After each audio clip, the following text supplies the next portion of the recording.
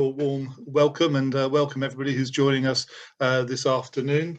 I'm really delighted that we're able to have a real distinguished sort of group to talk and share their insights from the research and their personal experience from this really impressive report that was launched back in November of last year. But for those of you who are part of the HousingLIN and know us well, you'll know that issues around co-housing and community-led approaches has been very much at the heart of the LIN for several years. And in fact, we have a series of dedicated pages on different things around co-housing. And indeed, I was probably, I'm old enough to remember being on the advisory group of the first meeting of OUCH, which took several years to germinate into the co-housing scheme in North London, which I know Karen and the team have also evaluated as part of their work. Sally's given an introduction to the happy hour format. We're going to really have a look at the report in two parts. The first is presentations from Kath, Jim and Alison, very much looking at the report, its findings and sharing their insights, including the residents' perspective from Lancaster. And Alison, thanks very much for joining us. I think this is your first time you've been involved in one of our happy hour sessions. And then we'll be joined later in the Q&A panel by Melissa, Karen. I think Mara's joined us as well. So thank you very much for joining us. Co-researchers involved in a variety of projects to do with housing in later life.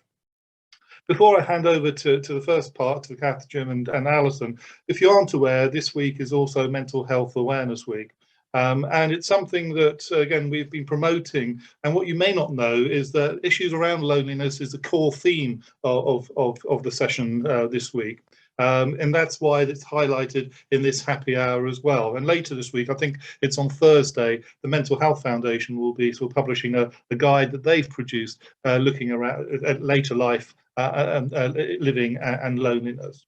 But without further ado, can I welcome Kath, Jim and Alison, who are first up, and over to you in terms of presenting on the report and your findings. So thanks very much for joining us this afternoon. Thank you, Jeremy. Thank you so much for inviting us to be here. We, as Jeremy said, we did this research over the last kind of 2.5 or 3 years, and the report was launched just before Christmas. But unfortunately, because of the COVID situation, we weren't able to give it the kind of big send-off that we had hoped for. So it's really fantastic to have an opportunity to talk about it here in front of an audience of people who are as interested as we are in these things. So 6 of us from 3 different institutions worked together on this report, and we come from a mix of disciplines. I'm an economist, some of the others are sociologists, and Chihiro is a statistician. But we all mainly work on housing questions, and especially on community-led and collaborative housing. So we're not loneliness people, we're housing people, really. Next, please. So the context for this report, this was a commission by the Ministry of Housing, Communities and Local Government, which is now, as we all know, changed its name to the Department of Leveling Up Housing and Homes and Communities. Anyway, it was MHCLG still when they asked us to do this. In 2018, the government published its strategy for tackling loneliness. And this was something you can see on the cover of the document is a photograph of Jo Cox, the MP who was sadly murdered, and this was really one of her strong causes. And each government department was asked to make a contribution to this loneliness strategy, and MHCLG's contribution was to commission this study. Next, please. So they asked us to look at 4 questions. The first was whether community-led housing, and focusing especially on co-housing, has an impact on loneliness. Second, to ask if it does, how does that come about? Is it because of the design of the buildings, because of the interaction within the group, the way they work with the community, or is it a combination of all of those things? They also asked us to look about to see if there was an impact that went beyond the community itself, if it reached out into surrounding neighborhoods and communities, whether in terms of volunteering, working with community members, and whether there was an impact on the service use of the people living in these communities. So did they make less use of healthcare or adult social care and so on. Next. So I mentioned that we are basically housing researchers, not loneliness researchers. So one of the first things we had to do was get something of an understanding about how loneliness experts define loneliness. And they see it as having three different facets.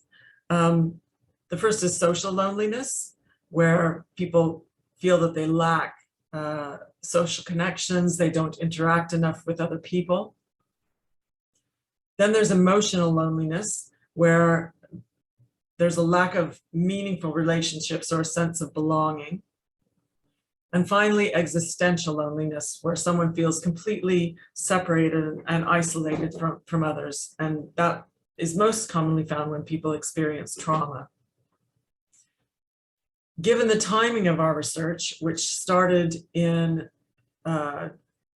January 2020, we came up immediately with the issue of COVID, because it clearly affected the experiences of loneliness of the people that we were studying in collaborative housing communities, but indeed of everyone in the whole country. And it also had an effect on our research process that we'll say something about later. So having defined loneliness, we also had to define community-led housing. MHCLG was especially interested in co-housing, but not only in co-housing. So we were looking at projects that had significant resident participation that were self-organized or self-built, including co-housing, but also community land trusts and housing co-ops. So we weren't, we limited it to those that there really was a significant element of self-management or participation. So not all housing co-ops, not the very biggest ones, but there are a lot of small local housing co-ops, and those were in the universe of what we were looking at. So the emphasis in these communities, what we were especially looking at was on the physical design and arrangement of the housing. So some of the places that we looked at were purpose-built and designed by the residents in order to foster social interaction, but some of them made use of existing buildings, so they didn't have those design features. We were also interested in social design and intentionality. So were these places where the residents explicitly set out to live as a community and support each other, or was that a side effect of working together and living in close proximity? And finally, at the process, did the legal or financial structures require the residents to work together? Did the process of developing the housing, of working with the architects, of building the homes together, did that act as a kind of social glue? So we wanted to choose case studies that let us explore all these different facets of community-led housing. Next, please.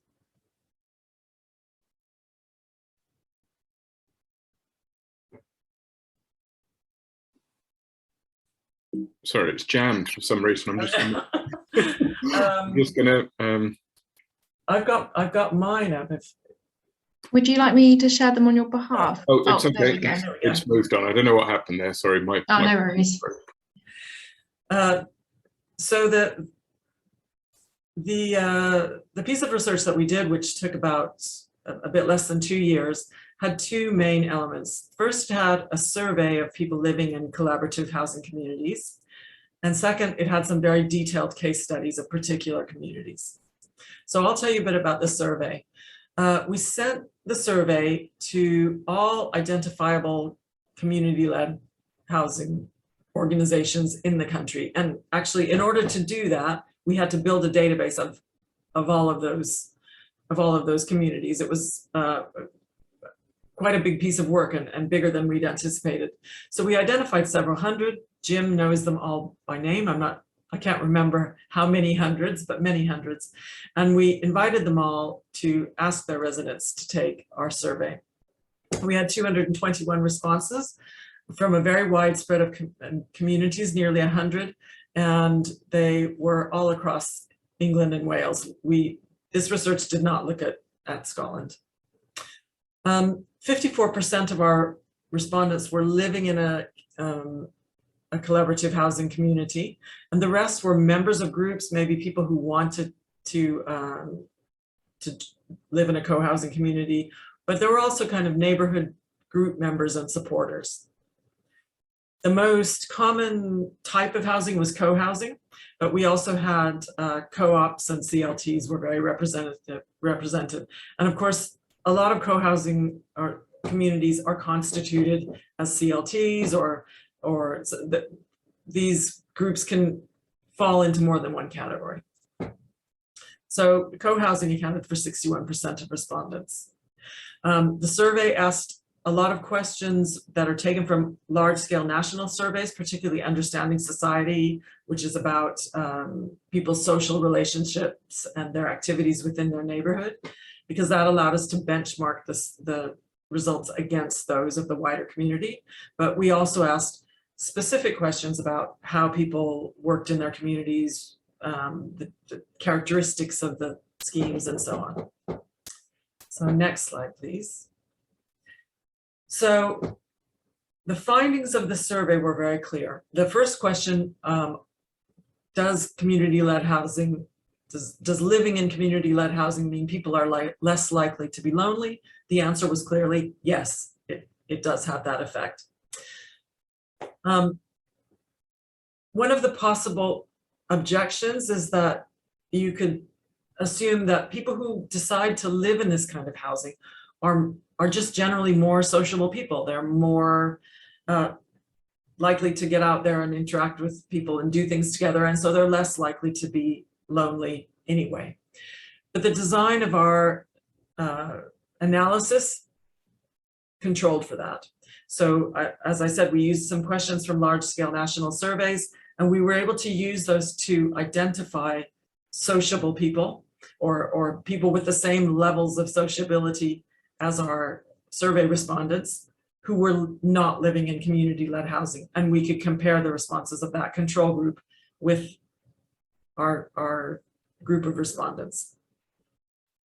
So in the survey, participants reported that their communities had a lot of participation. They were less likely to report that they were lonely. Compared to the wider population, they were less likely to feel lonely than comparable members of the general public.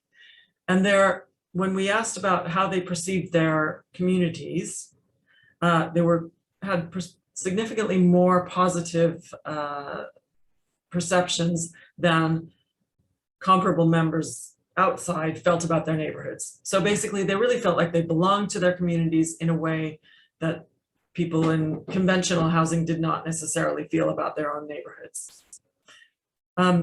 When there were really serious critical issues, residents really trusted their neighbors in their CLH communities, and they interacted very regularly with them, not surprisingly, perhaps especially during COVID, because they were physically living in the same place, whereas friends and family were often rather distant with little opportunity for visiting.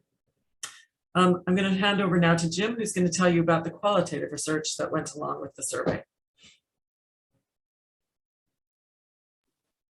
Thanks, Kath. So yeah, we moved on from that initial quite wide-ranging survey to try and investigate and to understand how these benefits were achieved, and we did this by looking at 5 case studies in quite some depth, going to visit each and speaking to residents there. The first one that you can see in the image is Lancaster cohousing. I won't say much about that because we have Alison with us today, which is brilliant. To the right of that, you've got older women's cohousing, or New Ground is the development in North London that I'm sure many people will be very familiar with.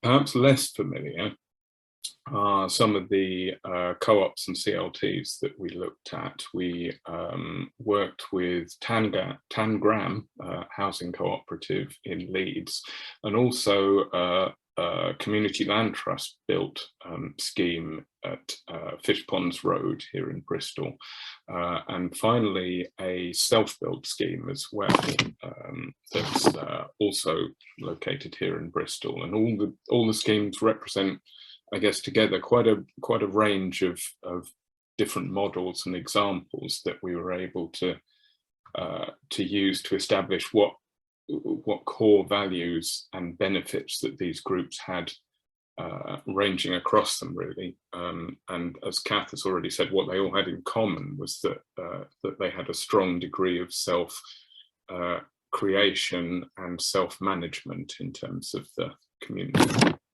Hopefully I can move on there. Oh yeah, it's working for me. So going back to those questions that Kath put at the beginning, one of the questions was this impact of the benefits that we found achieved through the design and community consultation processes, or was it subsequently living together and sharing that space, or even a combination of both of those? And as we'll go on to, is the answers to several of these questions, but it's very often both. And we've found that, referring again to the different forms of loneliness that Kath talked about, I suppose the primary benefit is in what we're calling social loneliness through the activities that groups do together, and that includes the kind of necessary management of projects, even when it's not something like co-housing, which is much more an explicit commitment to live and work together. But for all of these groups, there was some degree of kind of a need almost to come together for management purposes at the very least. We considered also the use of shared space and the broader design for social interaction. Possibility of privacy was an interesting one. All of the schemes, to a greater degree, were independent homes within a larger collective, and privacy came out quite highly in terms of value to mental health, even though that might seem contradictory in some ways to alleviating loneliness. We found supportive relationships within groups, unsurprisingly perhaps, but also groups had formally or sometimes informally evolved ways of negotiating conflict. That was very important. We also picked up on the other aspects of loneliness in terms of emotional loneliness. It was very much the case, and it was a difficult one to pin down, but there was a sense in all of the communities that you had people around you at all times. And in terms of existential loneliness, there was also the importance of the practical care received. And both of these things really came to the fore during the pandemic, which, as Kath has said, was when much of our research was running. We started just before lockdown, and then we gradually kind of rebuilt those relationships with the groups and ended up doing much of it online. I'm returning to those last two questions. Is there a broader or wider impact for the residents themselves? And also, is there an impact beyond just the residents of each of those projects for the wider neighbourhood? And we found in terms of the first question, very much yes, through different activities, but predominantly through volunteering and engagement by individual members, both within the community and beyond it. There was more than one case as well where CLH communities had created their own shared resources, but then we're opening them up to the wider neighbourhood in different ways. And there's a further question that kind of evolved out of the research, actually, rather than being one of the explicit questions at the beginning. But because we were presenting this work, ultimately our report was for the MHCLG, for the ministry as it was. an overriding question we felt was could this be scaled up, or should it be? Could more people benefit from joining community-led housing? And our answer was yes, although as has been noted, many members of particularly co-housing groups are often older or retired, and it's easy, particularly with our current work as a group, to kind of focus on that. It's also important to emphasise that the benefits, potential benefits, are huge for a much wider cross-section of the population, even than I put just older people, because obviously that's already a very wide demographic. But we noted benefits that included the offer to marginalised groups, such as LGBTQ plus people who are very ill served by existing retirement options, but much more broadly, single people, families with young children, and the overlap between all of those. None of those are, of course, explicitly separate groups. And finally, a note that we put in the report to recognise that to varying degrees across the different models, being a member of such groups can be an intense, albeit very rewarding experience, but potentially is not for everybody. I'll just run very quickly through the key recommendations as a report to government. Oh, will I? First of all, the importance, if we were looking at applying some of these ideas to wider housing development and planning policy, we think that there's many features of community-led housing that could be more widely applied to well-designed housing developments. We recommended supporting resident control over management and decision-making of state-backed housing, promoting the design of spaces for social interaction in all new housing schemes, helping community-led housing schemes that want to provide facilities for wider neighbourhood use and supporting those. Supporting efforts to improve the data nationally on community-led housing. Kath mentioned this actually, that when we came to do the report, it's never shifting the picture of community-led housing schemes across England and the UK, but there's different bodies who have different databases for this thing, but there's no funding from government at present to actually draw all this together and bring it properly into a single list. There is some work, I acknowledge, being done by the UK CLT network. Promotion of inclusivity, encouraging and supporting tenure security. This was almost a kind of background factor to everything that we looked at. None of the investigation that we did had any real meaning if people don't have secure ownership or secure tenure where they're living. And finally, to reinvigorate targeted funding streams to make community-led housing options more widely available. At the time we started this work, I think the end of a £60 million fund was just being finished up. But since then, after a couple of years previous to that of a high point of funding for CLH, there's been an absolute paucity of money for supporting schemes from government. Finally, I've put some links here. I won't go through them all, but we have a short blog and the full report that's available online, together with some other relevant papers. I should just mention a kind of plug for our current work. Is much the same team, but led by Bristol University and funded by the National Institute of Healthcare Research.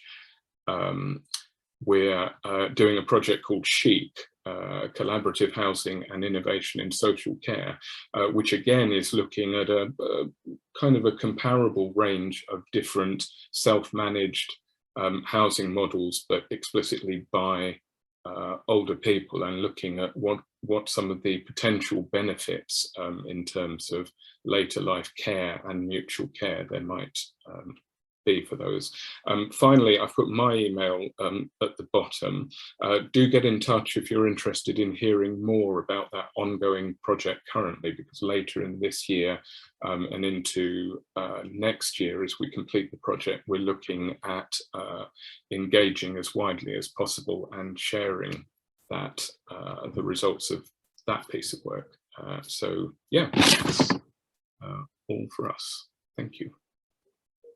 Kath and Jim, thanks ever so for that. That's really, really excellent. And we're going to hear from Alison shortly. And we're really pleased to be part of the Chic project and look forward to further sharing of the findings from that in due course. But Alison, I don't know if you've had a chance to prepare your, upload your slides and everything while I've been doing this short interlude. Oh, yeah, no, I'll do that. Well, first of all, actually, Sally was going to show a video that was made recently for COP, actually, about our co-housing scheme, just to give you some background, and then I'll talk about what it's like living there. Brilliant.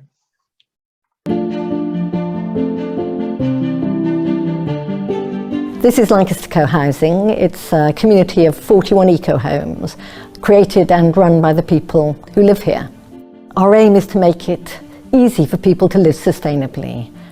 We all have our own home, but we also have shared communal facilities like the common house here, where we sometimes meet up and eat together and socialise. We've got a shared children's room, shared laundry, a shared food store where we get in our own organic food. Sharing helps save carbon. Take our car club. We've got 7 cars, 3 of them electric, among 30 households. And our shared laundry has 4 machines for 80 people.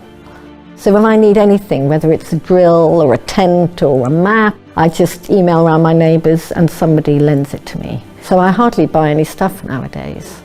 Our homes are passive house, that's very energy efficient. They use about 15% of the energy to heat our homes compared to a conventional home, and they're always warm. Our electricity comes through our own microgrid from 2 community-owned cooperatives. One owns 89 kilowatt peak of solar panels on our roofs. The other is HousingLIN Hydro upstream, has 2 Kaplan turbines, and when operating they can generate up to 160 kilowatts of hydroelectric, which is enough for 200 homes. So overall we estimated that we save about 540 tonnes of CO2 every year. Finally, we've got Halton Mill, which is an old mill building that we've eco-renovated and turned into a low-carbon events and workspace with co-working and shared studios and classrooms. 2 more projects being developed by members of our community. One is a community land trust, which is building 20 passive house homes on a site next door for social rent and shared ownership. And the other is a senior co-housing project.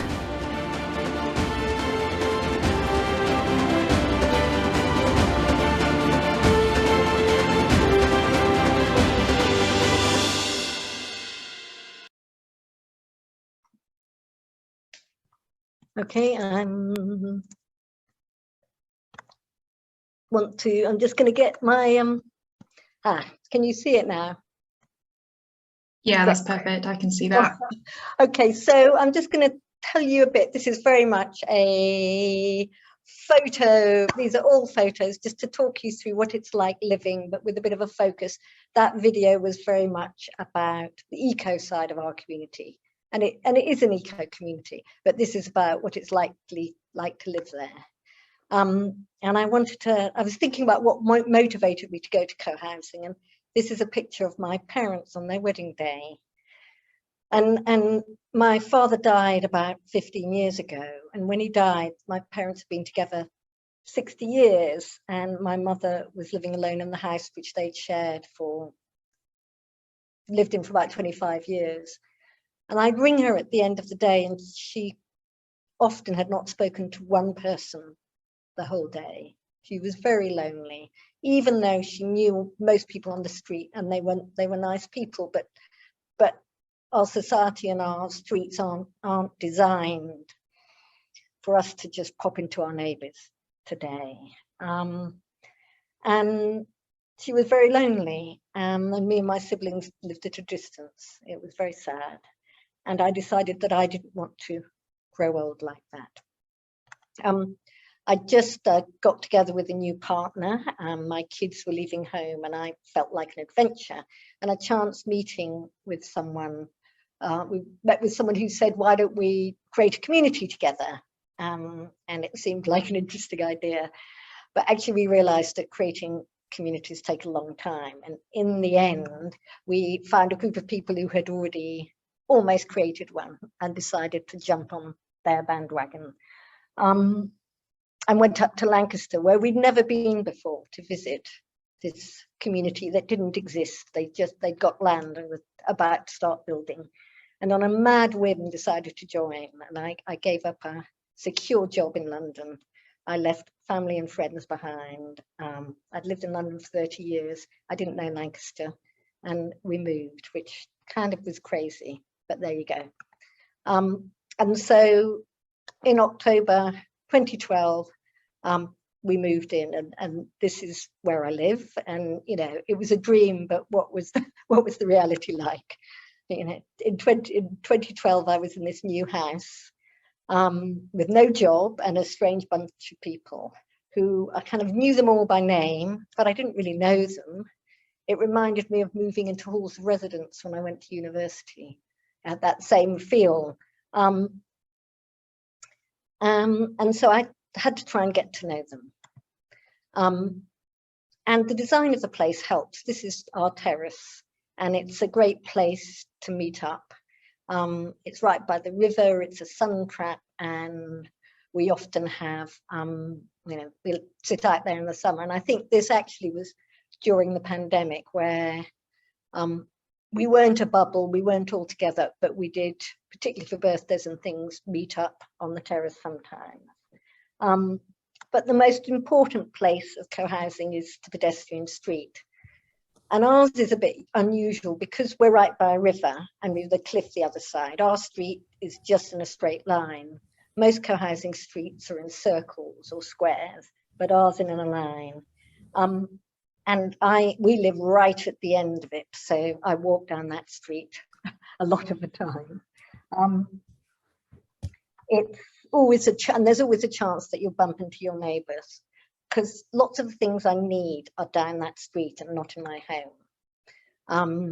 And then I talk to people. For instance, if I go to the laundry, I have to walk down the street and I might bump into people. If I go to the food store, that's Becky there. So literally that was last night. I was going to the food store and there was Becky. So I took a photo of her. And walking down the street, because of the design, because the kitchens, in co-housing, kitchens face onto the street, unlike normal homes where they face onto the back. And so there's Mary, who's our oldest resident, about to turn 80 this month, who was in her window. And the idea is that you clock people, you wave at them, you know that there are other people around.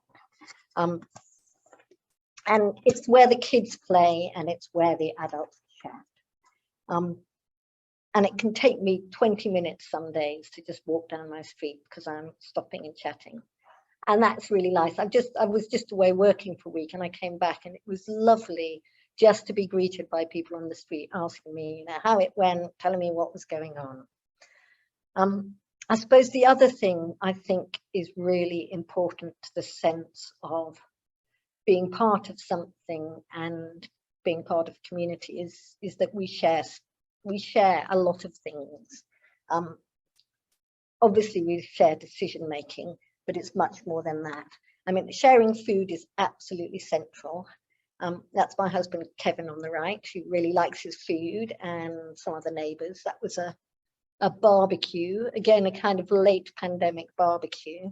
But this is a meal that I and Kevin and some others cooked on Friday. It was an Eritrean feast, and we were helped by 2 Eritrean refugees who both have conversation classes with members of the community. And that's one thing about being in co-housing, that it's not just the people who are in it.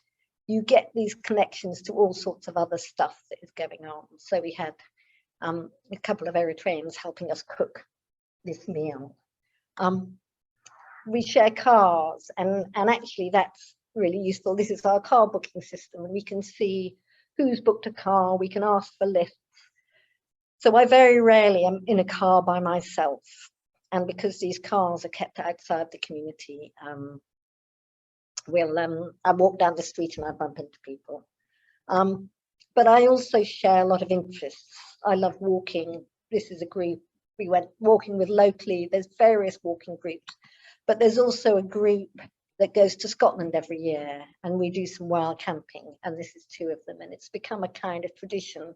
Next month, we're going to Mull and taking our big 7-seater car club car. So there's different ways it's ways like this that get you to start deepening those relationships. I also like art, and it's a slightly strange picture, but during COVID, we had Zoom art evenings where we kind of came up with ideas, and on Zoom we did our art in our houses, and this was our show and tell at the end, and that was really nice.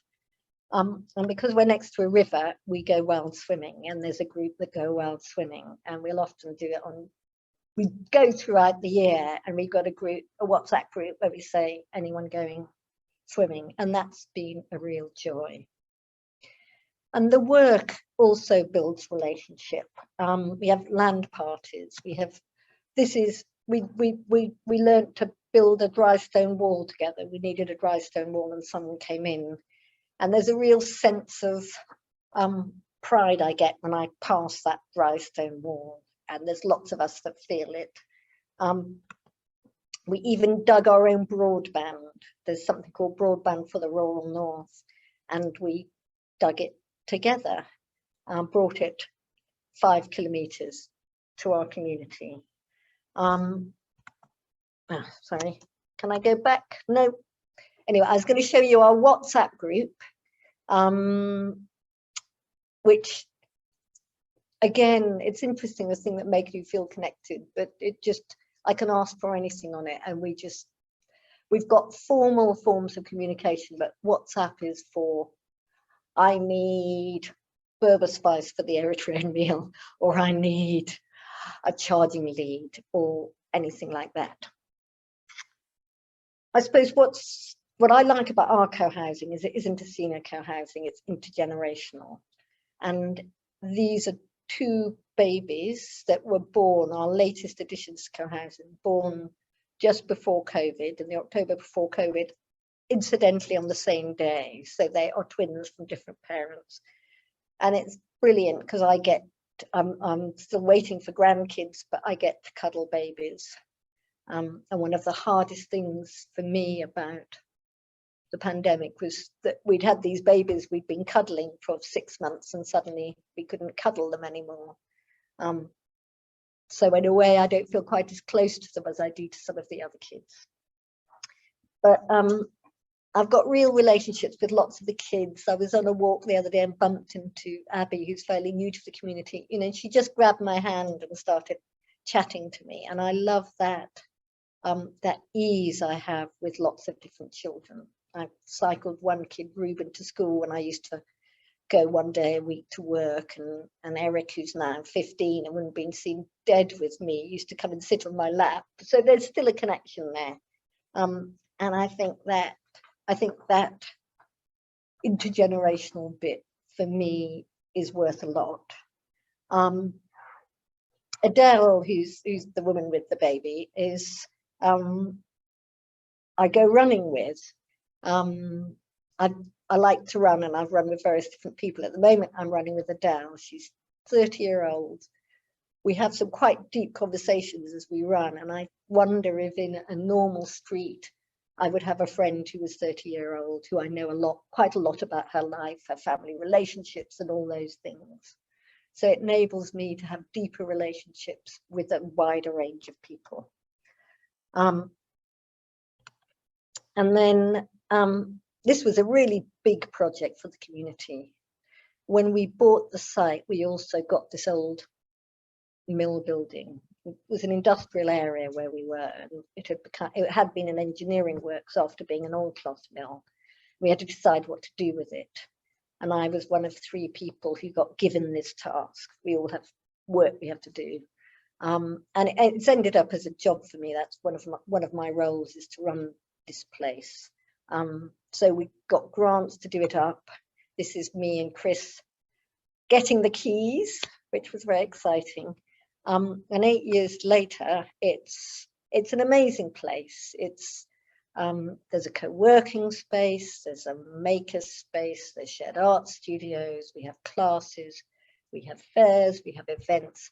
This is Millfest, and it brings a lot of richness to the community, as well as giving me work and some other people work, and giving some co-houses places to work, to have offices, or to do art, or to do yoga. But actually what it also does is it kind of is a place where co-housing meets the community. And I think that's very important, because I do think there's a risk you could almost become like a bit like a gated community. And we have arguments within co-housing about how much we want to keep stuff to ourselves and how much we want to open it. And it's a matter of debate. So it all sounds wonderful. You know, there's always something going on. But there's also a but. You know, not everything works as designed. It's interesting about the number of people who put blinds in their windows, which kind of goes against. They're going to be standing at their kitchen window looking at you. Some people want their privacy, and I do and don't want to be on public display, and I kind of understand that. You know, I sometimes, particularly at the end of a weekend, I'll want to retire home and not talk to anyone, because there's been so much social contact. So it's not utopia. This is one of our general meetings, and they can get quite, we can be quite argumentative. Consensus takes time, and we're not, you know, we're not programmed by the way we live to go in and discuss in a consensual manner. And we've had some really bitter conflicts, and some of those conflicts have fractured relationships, and some of those relationships aren't healed, and some people have even left. And one of our founders left because he kind of was disappointed that we didn't live up to the vision. And I think that's probably inevitable. And others left because it didn't work for them. So that's the kind of intense bit of co-housing. It can, sometimes when things flare up, you just think, oh, I can't bear this anymore. And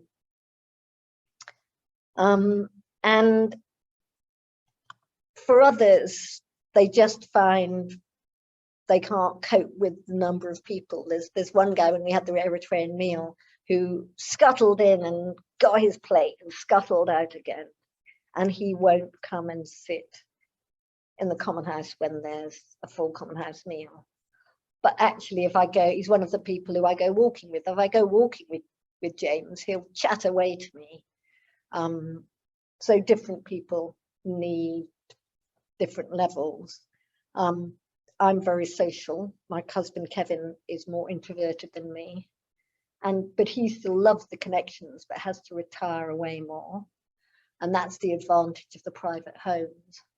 But one of the founders told me that co-housing does actually work quite well for introverts, because you can come out and have company when you want it, and the people around you, you know, so you don't have to be making that effort with new people. I love meeting new people, but for people who find that difficult, co-housing can be a good thing. But some people do feel lonely in co-housing. you know, I know that people have talked about fear of missing out.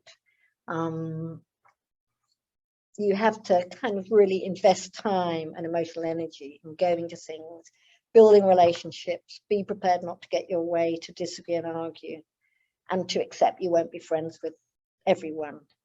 And I think sometimes people come into co-housing thinking it will solve all their problems. And of course it doesn't. We are neighbours, we're not. And we have discussions about, you know, we are neighbours, we're not carers, we're not social workers, we're not psychotherapists. And I don't know what it's like in other co-housing communities, but our co-housing communities is full of people who are kind of active in some way, who care passionately about things, and so many are busy outside the community.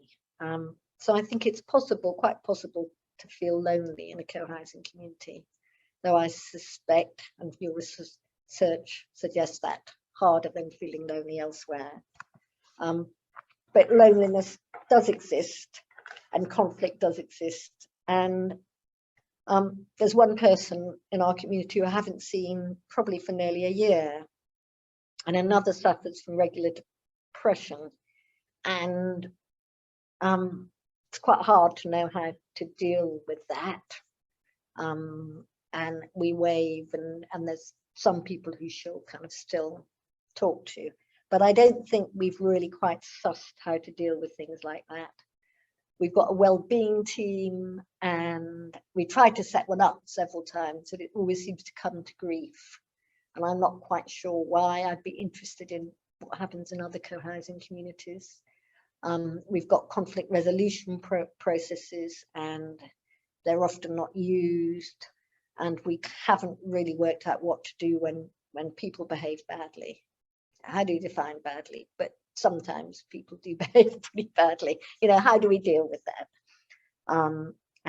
And at times, living close by those you've had a conflict with can be really difficult. It can almost feel, I sometimes think it's a bit like being in a family, but I've got 80 family members instead of 5. And sometimes that can feel really hard. However, when it works, it is awesome. It's my husband Kevin. 5 years ago, he very unexpectedly had a heart attack. I blame the amount of cake he eats.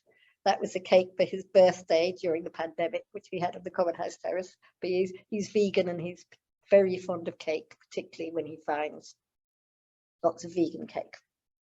Anyway, it was a real shock, and we've got such fantastic support. I remember coming back. He'd been on the way to Manchester. He ended up in hospital in Manchester, and I went down to see him, and I came back quite late at night, kind of emotionally in shock, and I just knocked on the next door neighbours, the people who live next to me, Liz and Karen, and they came down, and I just said, can I come up and have a cry? And they just let me upstairs. I had a weep. I didn't really talk much. I was too exhausted. They gave me a hug, and I went back home. And there's not many places where you could literally just go to your neighbour and say, I just want to cry. That's it. And they just let you do that. And then another thing that really touched me was another evening. I came back late, having been to Manchester, and there was a bowl of soup on my windowsill, with just a note saying, I thought you might be hungry. So I just felt really cared for. And at that point, that was really helpful. But I want to finish talking about something I'm even more proud of, which I thought was really awesome, which was about this guy, Roger, who Kevin and I met through some mutual friends, and he had terminal cancer. But when we met him, he'd been ill for about 6 years. And he was very lonely. He was a sociable guy. After his diagnosis, his marriage broke up. He didn't have any kids. He was living alone, and he was, by the evening he didn't have much energy, and in the daytime most of his friends were working, and he was a very lonely guy, lovely guy. And he decided he wanted to move in, and we helped him get a flat. And he was brilliant company. He came on our trips to Scotland and chauffeured us, picked us up from walks. He could be part of the community when he was feeling strong and then retire home when he wasn't. And he really threw himself in it. But eventually he was told he didn't have long to live and he decided to come off his medication. And there were 4 of us that he asked to kind of be his support group. So I say, no, we're not carers, but he said, will you support me through this, including me and Kevin and 2 others. And it was an extraordinary experience because when you live with someone who's dying, you learn to value the moment because that's all they've got. We kind of made sure he took his pills. We took him off to visit doctors and hospice. We made meals for him. But we sat with him and sat and ate his meals. We made sure that if he wanted company, he had company. And the whole community helped, but there were 4 of us who just made sure that he had what he needed. And I think we probably kept him out of, he ended up being in a hospice for the last 8 days of his life. But apart from that, he was at home, and I'm sure we kept him there. He wanted to plan his own funeral. And so we spent a lot of time talking to him about it, and he wanted a paper coffin, cardboard coffin, and he wanted everybody to paint it with him. So we had these sessions in the mill painting his coffin with Roger there telling us what he liked and what he didn't like. It was extraordinary. And it was brilliant. And the kids came along and did it. And friends who were visiting came along and painted his coffin. And then, and here it is. So it was a kind of, it was, and then it went after he died, it came and sat in the mill for a bit before it was taken off. And Roger wasn't lonely in that last 20 months of his life, and he wasn't lonely when he was dying. And at his funeral, people said how amazing it was that, you know, Roger came to cohousing to die, but he didn't. He came to cohousing to live, and he lived that last 20 years really, really well. So that was, for me, an extraordinary experience. So now I've been in cohousing almost 10 years. I've got 2 or 3 really deep friendships, I would say. I've got within cohousing, I've got a lot of good friends in cohousing, and then quite a lot of people I know. I have thought of leaving once, but decided against it. And I wonder, would I leave? Sometimes I wonder if Kevin had died of his heart attack, which he could have, would I leave? Because I've been in cohousing as a couple. But I think I probably wouldn't. Despite the occasional real frustrations, which kind of takes me back to my mother, because I remember eventually my eldest brother and his family came to live with her. And we and she were quite, the other siblings and she were quite nervous about what this would mean, because he married for the 2nd time, he had a younger wife, he had 2 kids. They were going to take over her home, and that might be quite difficult for her. And she could get irritated with him, we knew. But in the end, my mum said, I would prefer to be irritated than lonely. And that seemed to me quite a good way to look at it. And I think, you know, I'd prefer to be occasionally frustrated, irritated, overwhelmed, than lonely. And I certainly find cohousing a very stimulating and supportive and, well, interesting place to live. That's it. So those are connections. If anyone, we do tours, if anyone's got any questions or wants to get in touch, I'd be very happy for them to do so. Oh, Alison, thanks ever so. That was a really illuminating presentation, both of your personal journey, your walking and talking through that. And I see from Kappa, I'm sure a number of people are applauding. And I see from the chat box, you know, both in terms of you sharing Roger's story and a good death, and how the community also were able to be supportive in bereavement and not just the dying aspect as well. I thought that was really important. I'm conscious there are several questions in the chat box which may get transferred to the Q&A box, and I think Jim's already answered one or two in the chat, in the Q&A box as well. But before we open it up to the Q&A, we're also joined by Karen, Melissa and Mara, and I was just wondering whether you wanted to add any words of wisdom, any further thoughts, or your own understanding of, sort of from research, your own sort of participation in the research. So Karen, can I kick off with you? You may be muted. Sorry, thank you. Thanks, Jeremy. I find it a bit hard to follow Alison's powerful presentation, actually, to be honest, with slightly more detached research. But I think one thing that you said, Alison, that really struck me, well, several things struck me, but I think it was the point that you made about you don't necessarily need to be an extrovert to live in co-housing or indeed other forms of collaborative living. And I think that was something that we did find in the research ourselves as well, that people often felt that what they valued was not necessarily, deep relationships with immediate proximate neighbours, but what they really valued was those kind of casual interactions that you get on a daily basis. As you say, it takes you 20 minutes to walk down your street. So, you don't necessarily have to be in the thick of things. You don't necessarily have to be an extrovert to live in co-housing and to make it successful. I mean, lots of the things that you said about the kind of systems of support that people have put in place for each other, particularly around periods of ill health and so on, and even death and dying, really resonate with the current research that we're doing on systems of mutual aid and so on in collaborative forms of housing and how they can support the ageing process. So that really resonated too. But I'll stop there because I'm sure the others have got things to say as well. And welcome, Mara, from the University of Northumberland. Melissa, I believe are you in Barcelona? Welcome from Spain.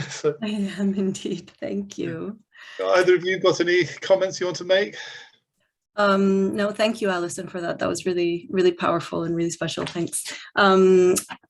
Just something that I picked up from one of the questions, and I think we also picked up on our research, and that I think is interesting perhaps to the people that are here, that has to do with the element of conflict. And this comment that you said, Alison, about this not being utopia. And I think often we get that question in our research, or this comes up as something that, might be a problem. And of course, I think what we tend to see in not just in Lancaster, but other communities, is that this is part of community life, that conflict does emerge, and that consensus decision-making is a very often difficult and challenging process, but actually that a lot of the positive learning that comes from living in these communities, and that a lot of what at least what was reported in many of our interviews in this project, that some of the deep learning and the connections and the kind of sense that there is a purpose in being part of these communities often is also the result of those conflicts, because that's the place where a lot of the learning does happen as a community. So I thought that was one of the very interesting aspects of our findings from this piece of research, that conflict, rather than seeing it as a problem, it's kind of part of community life and part of what actually allows growth over time. And Mara wants to add something. Yeah, please do. Yes, thank you. Thank you, Alison, and thank you, everyone. This was a very powerful first-person lived experience presentation. I guess just echoing what Melissa was saying, when thinking about the sense of purpose, there is always the question of participation, and participation was also something that we discussed quite a bit, and we found over and over being mentioned in our interviews, in our conversations. And something that I think is important to bear in mind is that we are talking about communities that, in a sense, come together at a specific moment in the life course of individuals, and then those individuals might grow older or might encounter different elements, or might change over time as well. And there is something there which for us was quite important in terms of not thinking about loneliness or social isolation as something that you are you come with and then you get rid of, but rather something that might ebb and flow depending on where you're at with your life. So that could have to do with your work life. It could have to do with your perhaps maternity being a moment that could be quite isolating for instance, young parents in different ways. So again, thinking about, in a sense, the capacity of these communities to adapt and respond to perhaps, let's say, deficit of participations in specific moments, or the possibility for some, perhaps retired or part-time workers to kind of contribute more. So it's a kind of quite delicate balance of negotiation that is both individual and collective, which I think is quite important also to bear in mind. And clearly the question of the sense of purpose, so the desire to be there, and also to kind of negotiate these constant sort of collective demands, but also the privacy that is sometimes required. And I think, yeah, I would say these are perhaps the issues that I wanted to tease out. Oh, thank you for that, for your insights. And I know that Sally posted something earlier from Alan Shepherd, who's with us, as one of the participants from Wales, about, you know, sort of different levels of resilience that are built in, whether it's individual or community collectivity, both within schemes, but in terms of external relations as well. So again, thanks, Alan, for that previous blog. And just coming back to some of the processes and governance and things that both Alison touched on, I know Owen Jarvis from the United Kingdom Co-housing Network is with us as well. So again, Owen, if there is anything you want to share, we're very happy to put your website and other details up. Because obviously you hold the ring for a lot of this as well. If I just come back to some of the questions and also some of the comments in the chat box. And thanks everybody for both responding to some of the questions that have already been posted. I will go through them again just in case people haven't seen them, but also some of the points raised in the chat box. I think very early on, Maggie raised a point around thinking beyond exclusivity around aging, exclusivity around older adults, but also, and Alison, you touched on issues around intergenerational behaviours and relationships. But Maggie specifically also touches on issues around, and I know from your own past background, Maggie, in terms of professionally, around thinking around people with a learning disability. And I was just wondering whether anybody, I think, Jim, you may have touched on the Bridport, and I'm also conscious that Frances Wright from Town and UK Co-housing Network has explored some of this as well. Can anybody elaborate on some of that, thinking beyond older adults? Well, I'll just kind of say what I said in the Q&A, but the Bridport scheme was one that springs to mind. That there are other examples, but we had a link there to the Bridport scheme. Which when some of us actually did the study of that group, it was still in formation. They're actually building on site at the moment, but as is so often the case, a supportive network had already begun to grow up around that group. And one resident in particular, her and her son, in fact, who had severe learning disabilities, had primarily joined the scheme in order to have that experience and support of being in such a proximate and close knit community, and they'd already begun to feel the benefits of that. But I think we touch on it. All of these things can always be expanded, but we do touch on it in that report. Can I just add something? Please.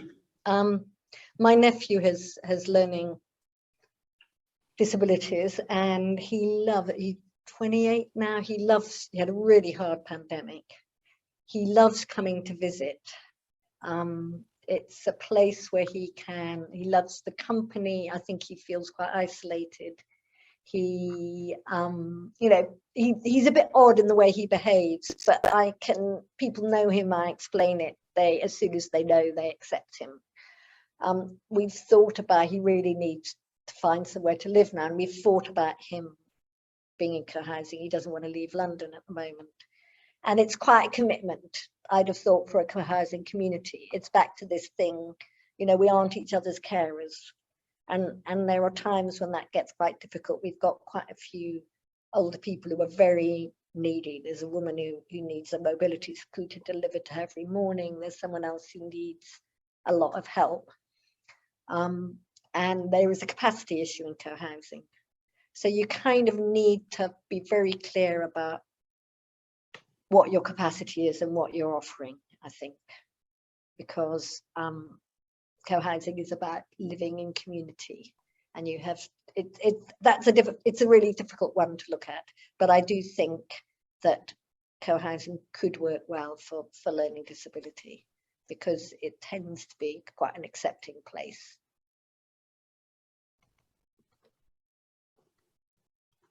Thank you. And I know Sheila Peace has asked several questions around this, and I'm just wondering if it's actually in the chat box about caring across generations and issues around home care. And I wonder, that may overlay with the chic research that Karen and Jim touched on. Any thoughts about this sort of the care elements, about the hands-on care, either of you? I can say something about that, Jeremy, if you like. Please. I mean, as Alison was talking, we're only just starting to kind of digest the findings from the first wave of research on the Chic project, which is expressly looking at the ageing experience and how collaborative housing communities might support that. But Alison said something there about this, we're not carers, we're neighbours, we're supportive neighbours. And I think, the communities that we're looking at start from that point as well. But I think there's an awful lot of soul searching and agonising around negotiating those boundaries about how much care you are prepared to give to people when push comes to shove. And what we've also found is that even though policies seem to be sort of quite clear and tied down, in fact, when push really does come to shove and people do have needs, perhaps on a temporary basis, perhaps on a slightly longer term basis, those policies don't necessarily guide actions. And I wondered if, Alison might have had some experience of that at Lancaster as well. Well, in a way, Roger was a case in point. Yeah. We weren't carers, but actually, and he did have people coming in, but we ended up probably doing some stuff that carers would do. But in a way, that was a personal offering, personal request and offering. It's the difficulty is what you can expect. And I think about capacity. I think, if we had too many more people with a lot of needs, we might struggle. Because often it falls on it's interesting, being intergenerational. People with young families and who are in full-time work, they don't have much spare time. So it's often people who are retired, who are, what I would call myself, I'm cruising to retirement. I'm not retired, but I'm not full-time. Are the people who are kind of providing more support. But yeah, you're right, it's that. But it's good to think about it and to be clear, because I think sometimes people can come thinking that what they're going to get is carers. Mm. It's interesting because I think this is some of the stuff that will be unlocked through the Chic report, but also I know Nick Phillips from the Almshouse Association has joined us this afternoon as a participant, and some work that the HousingLIN has done for the Almshouse has demonstrated the financial gain, actually, both to the community but to the wider health economy, for that sort of cohesiveness of the community, both in terms of access to home care, reduction in frequent visits to GP or indeed outpatient or acute sector. So there are some cost benefits, certainly, and there is a significant health dividend if we can measure it rightly. And I know, Kath, you're an economist. I don't know whether you've unlocked any of this a bit more in other research either. Well, it's an interesting challenge, and actually it is something that it's receiving quite a lot of attention now from other economists who are trying to quantify these sort of intangible benefits, not only for collaborative housing, but for all kinds of well-designed housing. It can have effects on the residents themselves in terms of, better health, better well-being, if the environment they're living in, for example, encourages them to walk and cycle and gives them access to fresh air and outdoor space and so on. Fewer mental health problems if they're in a more social environment. And yeah, definitely the knock-on effect on call on the NHS, and particularly demand for adult social care, which is a massive, massive cost burden on local authorities, as you know. So lots of work has gone into trying to quantify the effects of improving housing on all of those not directly related things, those externalities, and there are calculators you can use and so on. So it is something that, yes, all of us have been looking at this, although we're not producing a cost benefit analysis in the sheet work. I know this one, no, but I'm conscious that the LSE have led a lot of this work with Raphael and Juliet and others. Melissa, did I see your hand up? Yeah, I just wanted to add a little bit to the financial, not on what Kath was saying specifically, but you know, we were talking about kind of care and the question of the boundaries of care. And one of, I think, the interesting things that we are seeing with this new project, but I think to some extent we saw it with the loneliness project as well, is that actually the question of financing the care as a collective isn't very present in the early and development stages of groups. So this is something that we're teasing out now and might be important for people in groups to think about perhaps into the future. Just, you know, that the question of being senior or being intergenerational or age does seem to form part of certain conversations when these groups are developing or as they develop. But then the question of financing those aspects of aging that are being presented as hypotheticals, the concreteness of that, right? And how much things cost and who's going to pay for them in the community and how are those going to be, you know, how are things perhaps going to be redistributed if necessary, etc. Are conversations that are, I think, perhaps more difficult to have or just get pushed further and further until something actually does happen. And then that's the point at which the question of finance comes in. And we've seen other international comparators in Spain, for example, where perhaps when that conversation comes in, if it comes in too late, it might be too late, right? If you haven't saved up enough, etc. So this is something that I think is important to consider as well from the financial side of things. Yeah. And in fact, Melissa, thanks also for answering Matt's question about, you know, I'm not saying scale is about finance, but obviously the viability of schemes is important. And you've touched on that, you know, what potential could be is the optimum size as well. And Matt, just to say that you also asked about further reading. If you aren't aware, the HousingLIN has a dedicated page on co-housing, and particularly focusing things on later life. Please do have a look at that. And I'm sure Sally or Jerome can put the link in the chat. I think there are a couple of other questions I want to come to. Just bear with me for a minute. I can't remember if these have been answered or not. I'm just going to scroll down. Yes, so Owen asked, has the LSE report gone down? How has it gone down with government? What sort of policy interests are raised? Are you able to illuminate on anything there? Obviously, we've had a change of minister probably since the last since the report was originally commissioned. Well, I'll say a bit about that. It's hard to know what goes on in government. The report went in.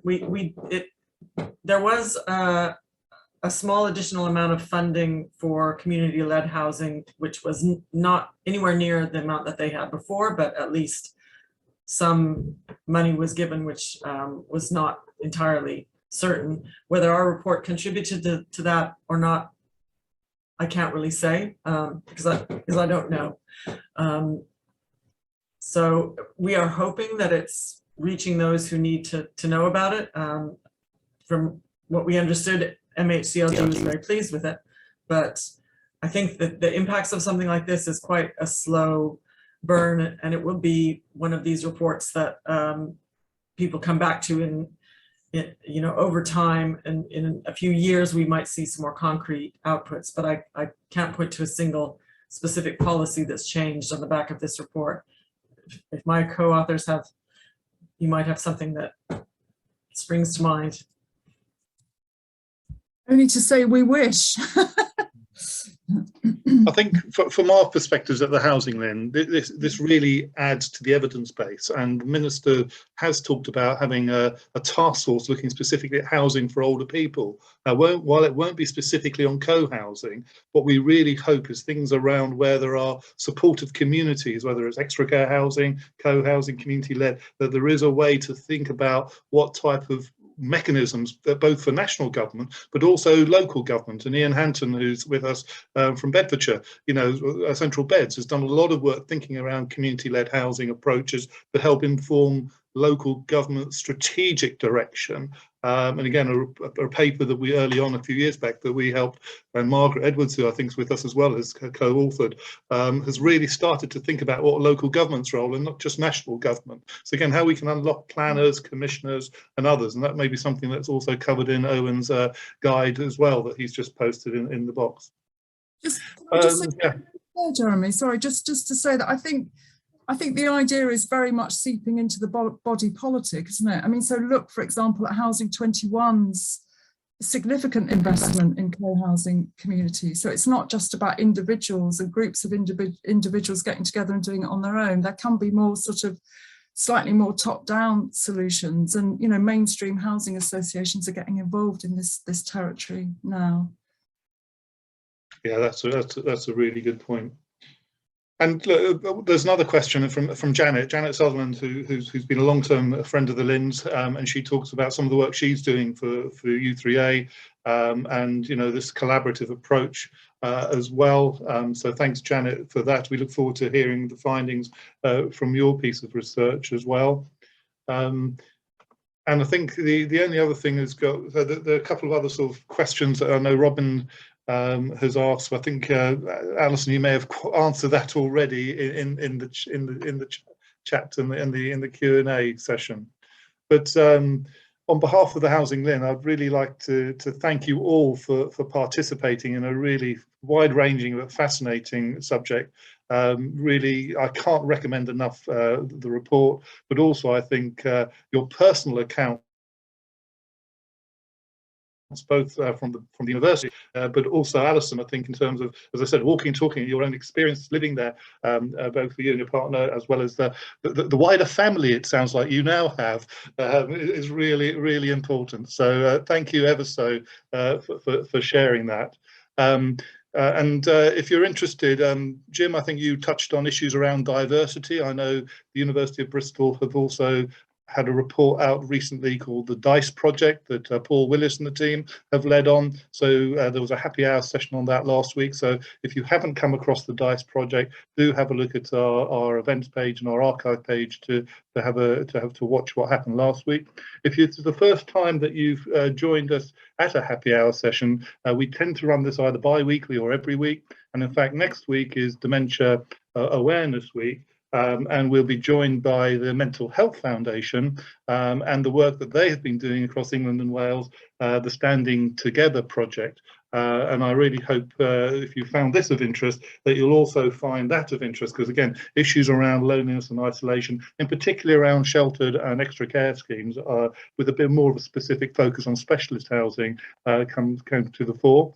And if you haven't sort of touched on the HousingLIN's services and you'd like to engage with us about some of the work you're doing, either through research to share your findings or to involve us in some of your work as an operator or a commissioner of services, do get in touch with us, and the link is on this slide at the moment.